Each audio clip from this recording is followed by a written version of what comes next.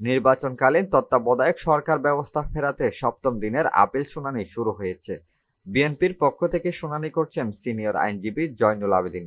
মঙ্গলবার প্রধান বিচারপতি সৈয়দ রেফাত আহমেদের নেতৃত্বাধীন আপিল বিভাগের 7 সদস্যের পূর্ণাঙ্গ বেঞ্চে শুনানি শুরু হয়। এর আগে ষষ্ঠ দিনের শুনানিতে বিএনপির আইনজীবীরা আপিল বিভাগকে বলেন, তত্ত্বাবধায়ক ব্যবস্থা বাতিল করে রায়ের পর দেশের রাজনীতিতে সংকট তৈরি হয়। ফলে তত্ত্বাবধায়ক সরকার ব্যবস্থা ফেরানো প্রয়োজন। এর আগে জামাত ও সুজনের পক্ষে শুনানিতেও আইনজীবীরা তত্ত্বাবধায়ক সরকার ব্যবস্থা ফেরাতে আইনি যুক্তি তুলে ধরেন। গত 27 আগস্ট তত্ত্বাবধায়ক সরকার ব্যবস্থা বাতিলের রায় পুনর্বিবেচনা চেয়ে করা আবেদন মঞ্জুর করেন সর্বোচ্চ আদালত। দেয়া হয় আপিলের অনুমতি। এরপর ডক্টর বদিউল আলম মজুমদার সহ 5 জন, বিএনপির মহাসচিব মির্জা ফখরুল ইসলাম আলমগীর, জামাতের সেক্রেটারি জেনারেল গোলাম পরওয়ার আপিল করেন।